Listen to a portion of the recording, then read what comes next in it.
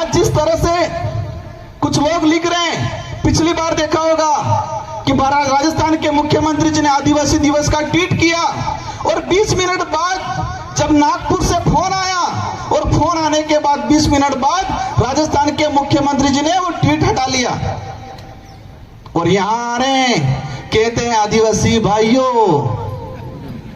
हम आपका कल्याण करेंगे। आदिवासी इतना अब नासमझ नहीं रहा है, इतना भोला भी नहीं रहा है। और एक चीज देखिए कि आदिवासी समाज का जो व्यवहार है, सीधापन, भोलापन, हर किसी पे विश्वास करने का, उस विश्वास का, इस भोलापन का इन लोगों ने फायदा उठाया है आज तक। लेकिन हमें सावधान रहना पड़ेगा। सबने जय जोहार। थकान महसूस हो रही है? पक्का थकान महसूस तो नहीं हो रही है? अनावड़े वहां वाला था कितनी के स्टेडियम वाला और मार विचार एक क्लास जी उबा है वो लागे थाकी के अगले भेजो तो ठीक रहेगा। जितने जो साथी खड़े हैं, क्योंकि थापड़े वहां है, बीजा उबा है और बीजा हुआ मार जेवा थोड़ा का कद में नाना है बापड़ा ताकी रे मैं ओसा था थे जोई देखा तो नहीं है। तो जटला अनावड़ा वालन भी इच्छा है मार बदार को नहीं बोलूंगा मुंह, लेकिन जटला जी उबा ही भेजे तक वहां वालन ठीक रहे तो देखा तो।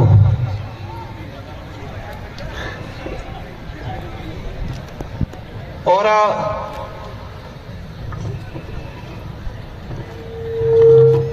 साथियों, विश्व आदिवासी दिवस, international day, world of indigenous people, हमारे लिए एक गौरव की बात है कि विश्व आदिवासी दिवस इस धरती पे जितने भी देश हैं, इन देशों का, उन महाद्वीपों का जो मूल मालिक है, इनके संरक्षण के लिए, उनकी संस्कृति के संरक्षण के लिए, इनके अधिकारों की रक्षा के लिए, इनकी पहचान को जिंदा रखने के लिए संयुक्त राष्ट्र संघ, जो पूरे विश्व के 193 देशों का एक संघ बना हुआ है, और ये 193 देशों का जो संगठन है संयुक्त राष्ट्र संघ, यूएन, उन्होंने 1994 में विश्व आदिवासी दिवस के लिए पूरे विश्व में मनाने हेतु इस दिवस की घोषणा की। आप सबकी मेहरबानी की वजह से, डूंगरपुर बांसवाड़ा की जनता की मेहरबानी की वजह से, आप सबके सहयोग की वजह से मुझे सांसद बन के दिल्ली में जाने का अवसर मिला और मैंने प्रयास किया कि संविधान के अंदर आदिवासी समुदाय के लिए क्या क्या अधिकार हैं। संविधान के बाद जब 1952 से लगा के 2024 तक भारत की संसद के अंदर आदिवासी अधिकारों को लेके जितने एमपी एमएलए गए, विधानसभा में एमएलए गए, सांसद बन के गए सांसद में, तो हमने प्रयास किया कि इन लोगों ने क्या क्या अब तक क्या किया है। एक बात को लेके कंफ्यूज था, कुछ लोग कहते हैं कि संविधान में आदिवासी शब्द नहीं है, इस बात को गौर से सुनना। कुछ लोग कहते हैं कि संविधान में आदिवासी शब्द नहीं है, संविधान के अंदर शेड्यूल ट्राइब, जनजाति शब्द का संकलन है। तो हमने प्रयास किया कि आदिवासी शब्द कहां से खत्म किया गया, तो संविधान की डिबेट पड़ी और संविधान की डिबेट में जयपाल सिंह मुंडा ने जो बात रखी उसको मैं अगली कड़ी में रखूंगा। मैं मेरी बात को शुरू करने से पहले उस किस्से को याद करना चाहूंगा कि संयुक्त राष्ट्र संघ जेनेवा में पहुंचा, पूरे विश्व के 193 देशों के सदस्य सोशल एक्टिविस्ट आए हुए थे, सभी अपने अपने देश की बात कर रहे थे। और जो एम्बेसी वाले, जो भारत सरकार की तरफ से डेब्यूट होते हैं, मेरे सामने एक अधिकारी भारत की तरफ से आया, उन्होंने रखा बात। उन्होंने 1982 से लगा के 2024 तक विश्व स्तर पर आदिवासी समाज की, भारत के आदिवासियों की पहचान क्या रखी उसके बारे में बात रखी। साथियों, मुझे गर्व हो रहा था कि मैं भारत के 14 से 15 करोड़ आदिवासियों का प्रतिनिधित्व करने यूएन में गया हुआ था।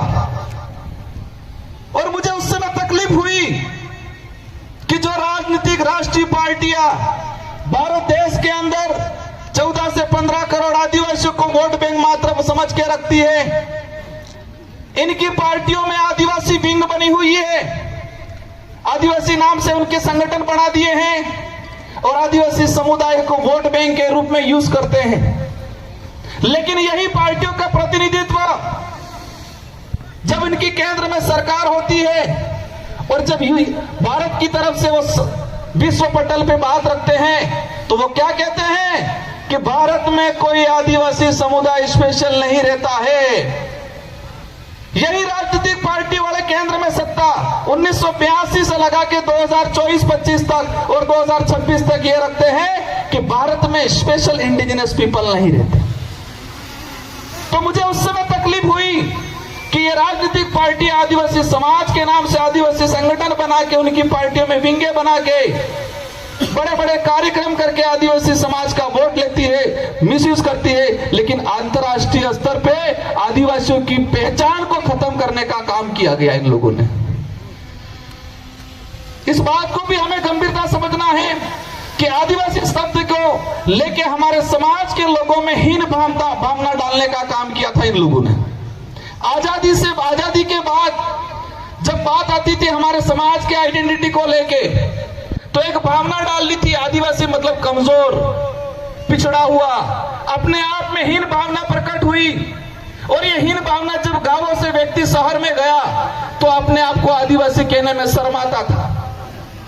इस विचारधारा की बदौलत जो आज से 5 साल 10 साल पहले हमारे इस क्षेत्र का भाई अपने आप को आदिवासी कहने से कतराता था, डरता था, हिचकिचाता था, आज गर्व से कहता है कि मैं आदिवासी हूं। यह उपलब्धि हुई है इस विचारधारा की।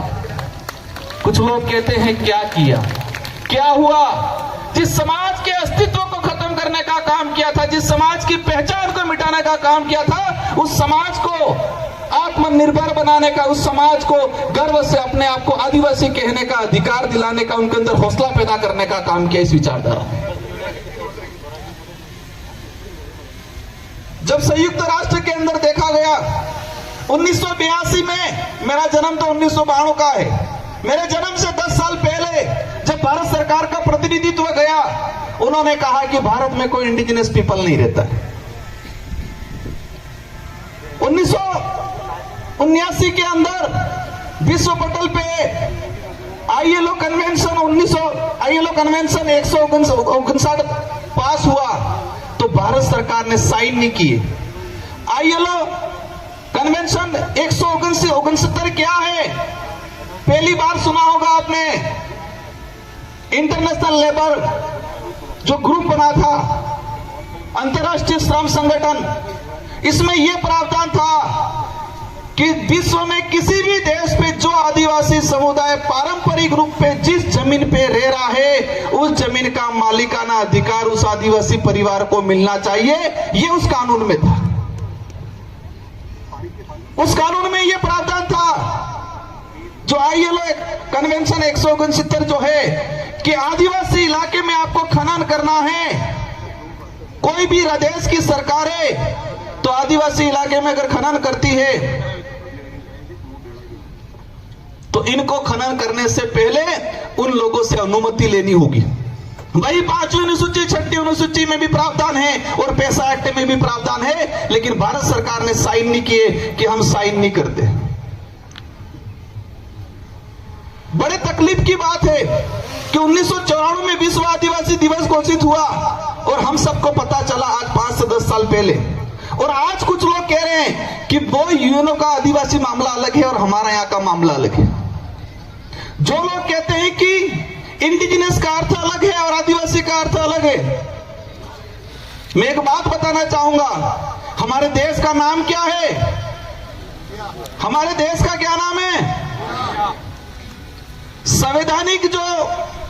संवैधानिक कॉन्स्टिट्यूशन में सबसे ज्यादा जो विवरण दिया गया है, उल्लेख किया गया है इंडिया, और उसमें ये बता दिया गया है कि India that is a Bharat, या Bharat that is a India.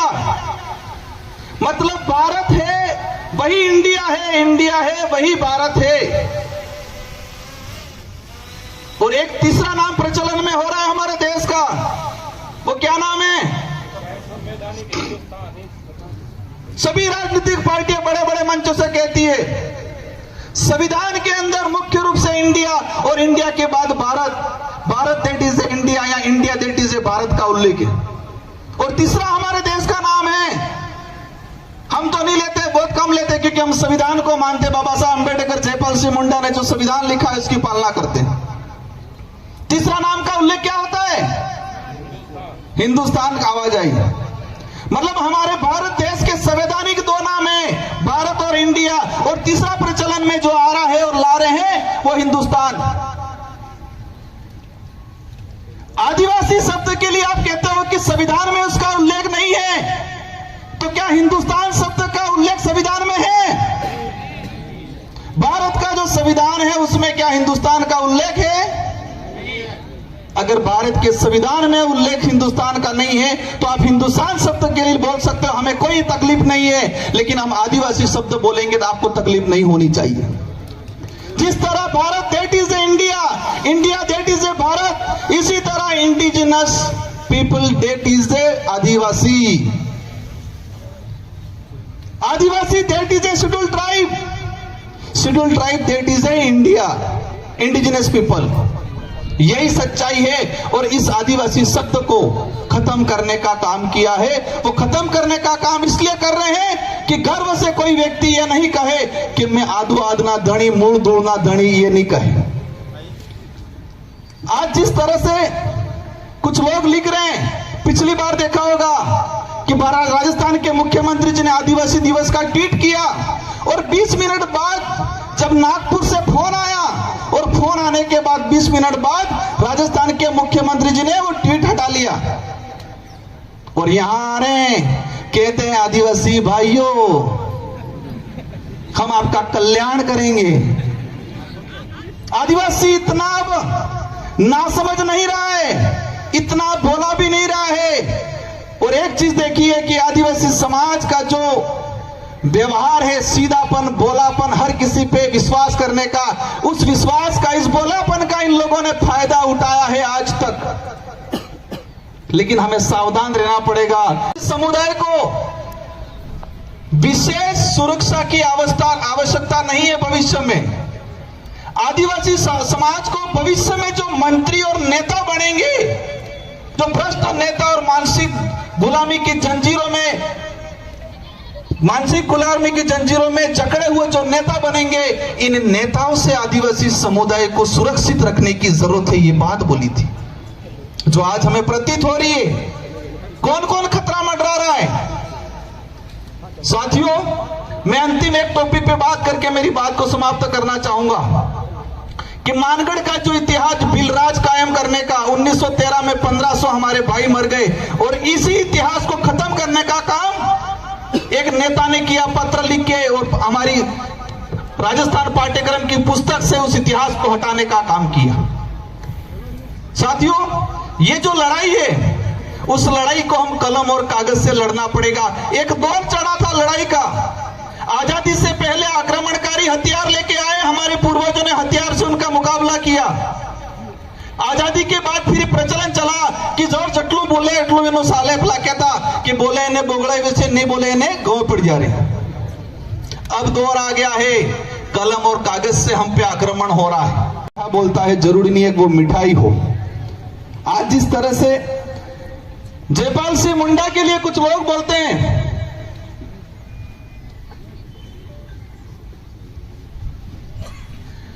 आज जिस तरह से जयपाल सिंह मुंडा, मैं एक बात बताना चाहूंगा, भारत का देश के संविधान निर्माण में बाबा साहब अंबेडकर जो आदिवासी दलित पिछड़ों के अधिकारों के लिए, समानता के लिए, इस देश में स्वतंत्रता के लिए जो प्रावधान किए, और विशेषकर जयपाल सिंह मुंडा जिन्होंने विशेषकर आदिवासी समाज के हक अधिकारों के लिए, उनकी पहचान के लिए संविधान सभा में अगर मजबूत पैरवी नहीं की होती तो जो आदिवासी दलित समुदाय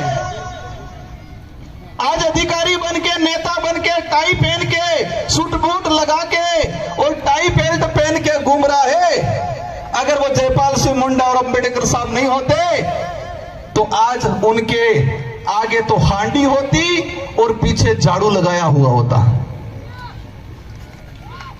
संविधान की सभा में जयपाल सिंह मुंडा आदिवासियों की मजबूत पैरवी करने वाले और बाबा साहब अम्बेडकर इस देश के आदिवासी दलितों की मजबूत पैरवी करने वाले नहीं होते, तो जो आज आदिवासी समाज का प्रमाण पत्र बना के जो नेता विधानसभा संसद में जा रहा है, जो आदिवासी समाज का प्रमाण पत्र लगा के कर्मचारी अधिकारी बन के ऑफिसों में जा रहा है और सूट बूट टाई लगा रहा है, अगर ये दो व्यक्ति नहीं होते तो शायद हमारे आगे हांडी होती और पीछे झाड़ू होता, क्योंकि आदिवासी दलितों को इस देश में पढ़ने का अधिकार हजारों सालों से नहीं था, इस संविधान ने हमें दिया है। और आज जयपाल सिंह मुंडा के लिए कहते हैं कि जयपाल सिंह मुंडा तो ऐसे ही था, संविधान में बकवास करता था। राजेंद्र प्रसाद जी ने बोला था, मैं इस मंच से खुला चैलेंज करता हूं, एक नेता का मैंने भाषण सुना था जयपाल सिंह मुंडा के लिए, और संविधान की अधिकतर पूरी डिबेट हमने पढ़ी कि कहीं पर भी राजेंद्र प्रसाद जी ने यह नहीं कहा था जयपाल सिंह मुंडा को कि आप बकवास करते हो। यह जरूर देखा, और मैं उनको धन्यवाद देना चाहता हूं कि तुम्हारी वजह से मुझे संविधान की डिबेट पढ़ी और जयपाल सिंह मुंडा ने आदिवासियों के अस्तित्व के लिए, उसकी आइडेंटिटी के लिए, उनके अधिकारों के लिए कितना लड़ा पड़ा वो मैं समझा। वो जयपाल सिंह मुंडा के लिए मेरे मन में जो भाव थे उससे और बढ़ गए, मेरे मन में जो इज्जत थी वो और बढ़ गई। एक बात जयपाल सिंह मुंडा ने संविधान में कहा था, संविधान की सभा में कुछ सदस्यों ने आदिवासी समाज को अल्पसंख्यक में गिनने का प्रावधान दिया, मतलब चर्चा की थी कि आदिवासी समाज को अल्पसंख्यक में गिनो। तो जयपाल सिंह मुंडा ने कहा था कि आदिवासी समाज को दया के रूप में अल्पसंख्यक गरीब में चिन्हित करने की भूल मत करना। आदिवासी समुदाय इस देश का मूल मालिक है, प्रथम नागरिक है, यह जयपाल सिंह मुंडा ने कहा था। साथियों, बड़े दुर्भाग्य की बात है कि हमको 5000 साल पुरानी काल्पनिक एक एक बात बताई, लेकिन 50 साल पहले की, 100 साल पहले का, 200 साल पहले का इतिहास हमको नहीं बताया इन लोगों ने। यह जो लड़ाई है हमारे अस्तित्व को बचाने की, उसको हमें लड़ना है। और जयपाल सिंह मुंडा ने एक बात बोली थी, लोकतंत्र की जब बात आती है कि हमें लोकतंत्र से, आदिवासियों को लोकतंत्र सिखाने की जरूरत नहीं है, आदिवासी हजारों सालों से लोकतांत्रिक व्यवस्था को जीते आ रहा है और दुनिया और आप सबको आदिवासियों से लोकतंत्र सीखने की जरूरत है। साथियों, जिस तरीके से हम आज देख रहे हैं, और मैंने एक बात पे गौर किया, एक ऐसी विचारधारा है इस देश के अंदर, और वो विचारधारा आदिवासी हो, दलित हो, किसी भी वर्ग का गरीब व्यक्ति है, किसी भी समाज का जो मानवता में विश्वास करता है, वैज्ञानिक दृष्टिकोण रखता है, उन सबके लिए घातक है। और आप भी गौर करना कि एक वो विचारधारा है जिस विचारधारा ने अंग्रेजों का साथ दिया था, आजादी का विरोध किया था, तिरंगा झंडे को जलाने का काम किया था, संविधान को जलाने का काम किया था, और तिरंगा झंडे को, उनके जो मुख्यालय थे उन मुख्यालय पे 25 साल तक तिरंगा झंडे को नहीं फहराया था, और आज तिरंगा झंडा घर घर बांट रहे हैं, आज घर घर बांट रहे हैं। वो वही विचारधारा है जो जयपाल सिंह मुंडा को बदनाम करती है, वो वही विचारधारा है जो संविधान की पुस्तक को जलाने का काम करती है, और वो वही विचारधारा है जिसने संत सुरमाल महाराज की भक्ति को खत्म करने का काम किया है। वो वही विचारधारा के लोग हैं जिन्होंने रास्तापाल में कालीबाई कलासुआ, नानाबाई, सेंगाबाई पे गोलियां चलाने का काम किया था। वो वही विचारधारा है जिस विचारधारा ने गोविंद गुरु के महाराज के नेतृत्व मानगढ़ में हमारा आंदोलन हुआ, बिलराज कायम करने को, उसको खदेड़ने में सहयोग करने का काम किया। और वो वही विचारधारा है जो आज आजाद भारत में आदिवासी शब्द को खत्म करने की काम कर रही है। उस विचारधारा के कुछ नेता बोलते हैं कि ऐसे हो जाएगा, वैसे हो जाएगा। तो जयपाल सिंह मुंडा ने संविधान सभा में एक बात और बोली थी नेताओं के लिए, भविष्य में आज जो पनपे हैं उनके लिए, क्या बोला था?